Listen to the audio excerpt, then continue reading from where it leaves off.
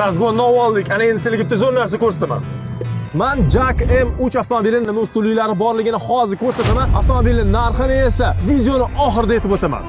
Passatga juda ham oson. Oyon tegi linoleum qilish shart emas. Rul gidravlikada, konditsioner bor, ko'zgular elektron sozlanadi. Android Auto tizimi. Mana qara, orqani ko'rish kamerasini ham joylab qo'yishdi. Bundan tashqari o'rindiqlar to'liq sozlanadi va ularda hatto podlokotnikgacha bor. Bu 9 ta o'rindiqli avtomobil. Qulayliklar nafaqat haydovchi uchun, balki passajirlar uchun ham barchasi sozlangan.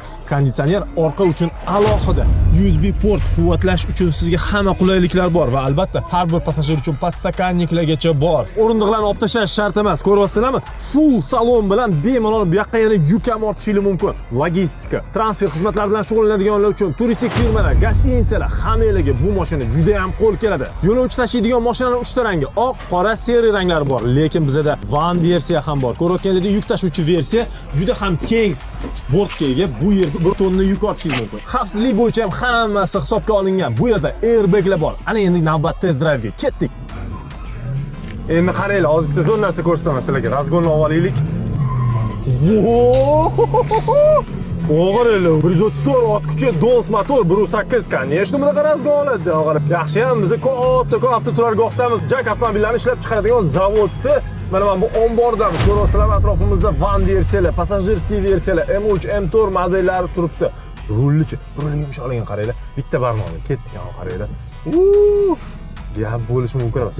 Sir aytaman, O'zbekistondagi eng katta retailer kompaniya 130 ta M3 modelini bitada xarid qilayotgan ekan va bu boshlanishi deyotgan ekan. Endi tasavvur ko'ringlar, qanaqa interes bor. Sizlar ham hozir olishga buni harakat qilishingiz mumkin. Razg'onni oldik. Ana endi sizlarga bitta zo'r narsa ko'rsataman. ABS ishlashiga necha baho? Biz surilib ketayotganimiz yo'q. Tormoz tizimi ideal ishlab berdi. Siz bu mashinaga qiladigan yagona rasxodingiz u ham bo'lsa gaz qo'yish, xolim metan, xolim propan. Lekin buni ehtiyoji bormi-ki? Chunki ishlab chiqaruvchi atigi 8,5 litr benzin rasxod bo'ladi deb va'da beryapti. Tekshirib ko'rganlar bormi? Haqiqatda bu mashina qancha benzin yeyapti?